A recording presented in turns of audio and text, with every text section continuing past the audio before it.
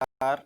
Video lecture की इस series में कल हमने डिस्कस किया था डेटाबेस मैनेजमेंट सिस्टम के विभिन्न प्रकार के मॉडल्स के बारे में, जिसमें हमने कल स्टडी की relational data model, object oriented, object based, record based models के बारे में। आज अभी इस लेक्चर में हम बात करेंगे network data model, hierarchy data model और फिजिकल डेटा मॉडल के बारे में। तो इनमें सबसे पहले हम बात करते हैं नेटवर्क डेटा मॉडल के बारे में। The network model are represented by collections of records and relationships among data are represented by links। जो हमारे पास नेटवर्क मॉडल है उसको हम विभिन्न प्रकार के जो भी रिकॉर्ड्स हैं और विभिन्न प्रकार के डेटाओं के बीच में जो भी रिलेशनशिप है उनको हम लिंक की सहायता से प्रदर्शित करते हैं।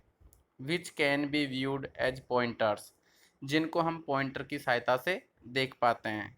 The records in the database are organized as collections of arbitrary graphs। जो हमारे पास विभिन्न प्रकार के डेटाबेस के रिकॉर्ड्स होते हैं उनके समूह को हम आर्बिट्री ग्राफ्स पे भी डिफाइन करते हैं। जैसे कि आप यहाँ डायग्राम देख रहे होंगे, जो बेसिक नेटवर्क डेटा मॉडल है उसमें यही है कि हमारी कोई भी एक एंटिटी है वो किसी भी दूसरी विभिन्न प्रकार की एक या एक से अधिक एंटिटियों से भी रिलेशनशिप रख पाती है। जैसे कि आप यहाँ डायग्राम देख रहे होंगे कि हमारे पास जैसे स्टेट एक एंटिटी है जो कि वहाँ पर हमारे दूसरे कई स्टेट्स हैं, जैसे कि इंदौर है उससे कनेक्ट है। इसी तरह से हमारे यहाँ एक परचेज प्रोडक्शन दो एंटिटीज हैं, ये भी हमारे यहाँ पर एक या एक से अधिक एंटिटियों से भी हमारे यहाँ पर कनेक्टेड है। अर्थात कह सकते हैं कि हम जो हमारे पास नेटवर्क मॉडल है इसमें हमारी एक या एक से अधिक जो भी हमारे पास एंटिटीज हैं उनसे हमारी उनकी रिलेशनशिप इस्टेब्लिश हो सकती है, जिनको कि हम लिंक की सहायता से कनेक्ट करते हैं।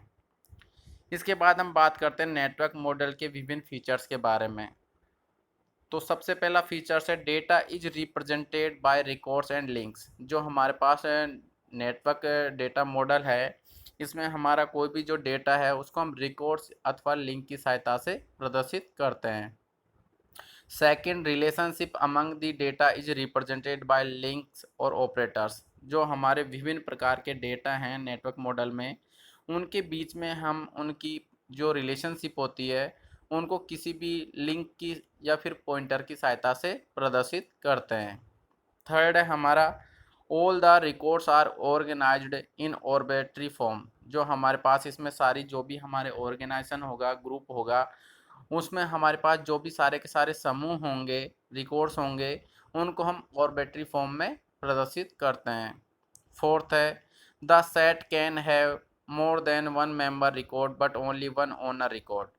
इसमें हमारा जो नेटवर्क डेटा मॉडल है इसमें हमारे पास एक या एक से अधिक जो भी हमारे पास मेंबर्स के रिकॉर्ड्स हैं वो हम इसमें स्टोर कर सकते हैं, लेकिन इसमें हमारे पास कोई भी हमारा एक ओनर होगा उसका अपने आप में एक सेपरेट रिकॉर्ड होगा।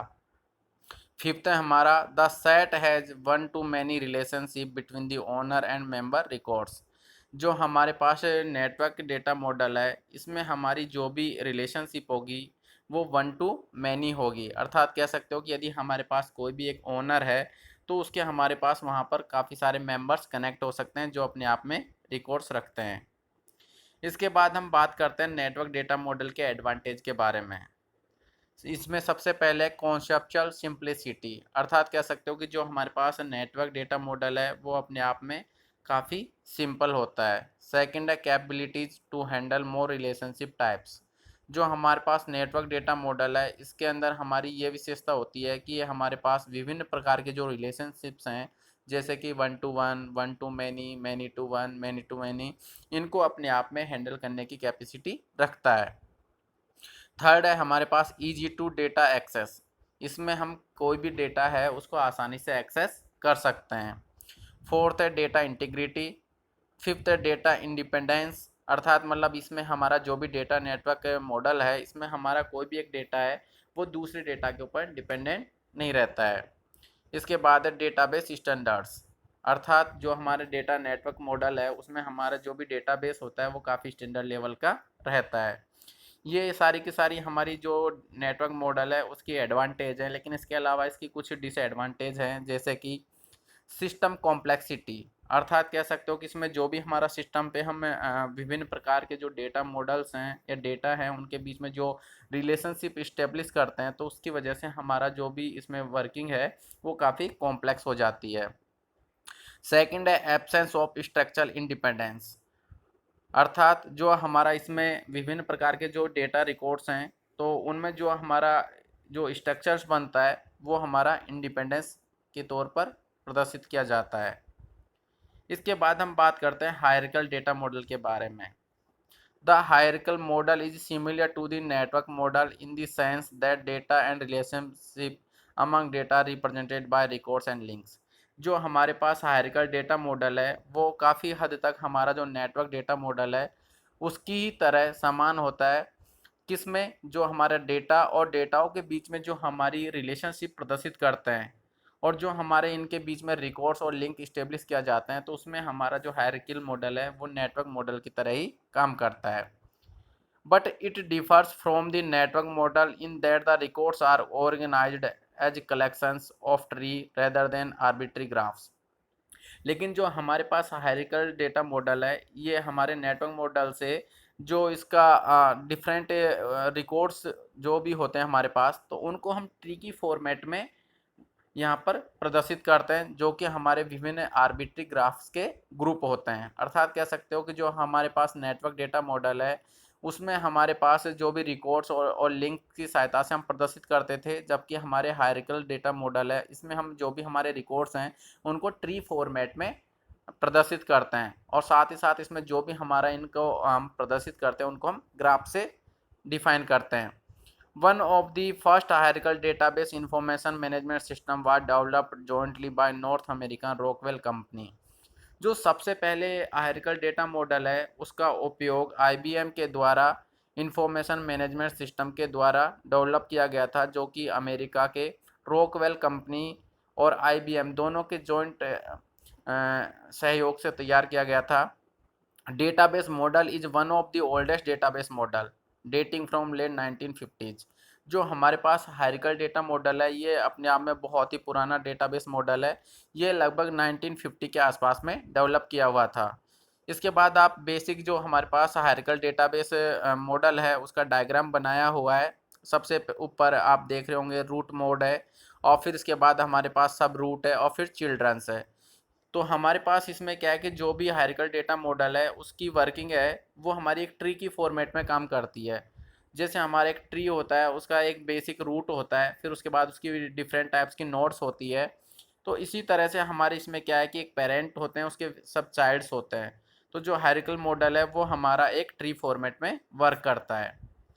अब जो हमारे पास हायरार्किकल डेटा मॉडल है उसके अपने आप में कुछ फीचर्स हैं, जैसे कि it is very similar to network model except the records are organised in tree form. जैसे कि अभी हम लोगों ने डिस्कस भी किया कि जो हमारे पास हायरार्किकल डेटा मॉडल है वो काफ़ी हद तक नेटवर्क मॉडल की तरह ही वर्क करता है, लेकिन इसके अंदर जो भी हमारी रिकॉर्ड्स हैं वो एक ट्री की फॉर्मेट में स्टोर रहते हैं। Second, hierarchical is an ordered tree and is easy to understand. जो हमारे पास हायरार्किकल डेटा मॉडल है वो एक ट्री की फॉर्मेट में रहता है जिसको कि हम आसानी से अंडरस्टैंड कर सकते हैं। Third, data is represented in the form of records. इसके अंदर हम जो भी डेटा है उसको रिकॉर्ड्स की सहायता या रिकॉर्ड की फॉर्म में रिप्रेजेंट करते हैं। फोर्थ है similarly relationship among the data is represented by records और लिंक्स। साथ ही साथ इसमें हम जो भी हमारे पास रिकॉर्ड्स होते हैं उनको लिंक और रिकॉर्ड्स की सहायता से जो भी हमारे विभिन्न डेटाओं के बीच में रिलेशनशिप होती है उसको हम रिकॉर्ड्स या लिंक की सहायता से प्रदर्शित करते हैं। Fifth, at the root of the tree is the single parent. The parent can have more one or more children. जो हमारे पास हायरार्किकल डेटा मॉडल है इसमें क्या होता है कि हमारा जो भी पेरेंट होगा, जो रूट होगा, वो अपने आप में सिंगल होता है, लेकिन जो हमारे पेरेंट है उसके सब रूट्स बोल सकते हैं या फिर जो भी हमारे चाइल्ड होते हैं वो एक या एक से अधिक हो सकते हैं।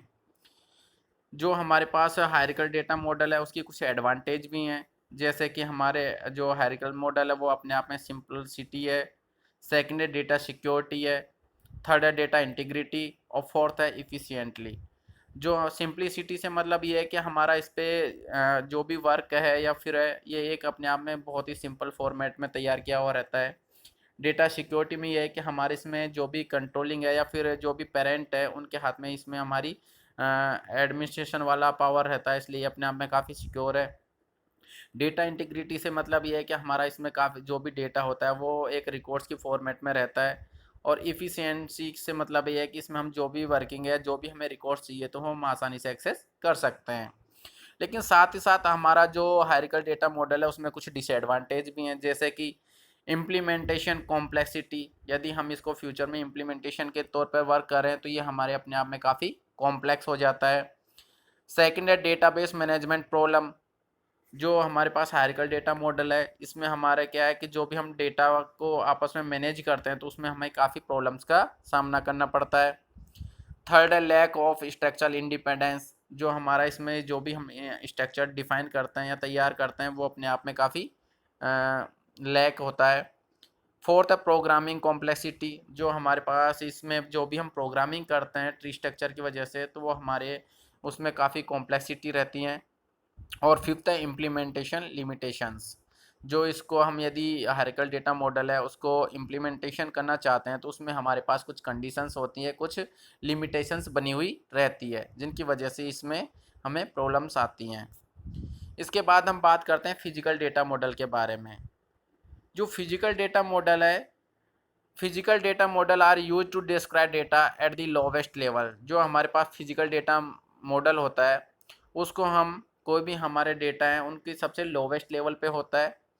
इन constraints to logical data model there are few physical data model in use. जो हम लॉजिकल डेटा की बात करते हैं तो उसमें हमारे पास कुछ कंस्ट्रेंट्स होते हैं जो कि हमारे फिजिकल डेटा मॉडल की सहायता से उपयोग में लिए जाते हैं। Two of the widely known one are the unflying unifying model and the frame memory model।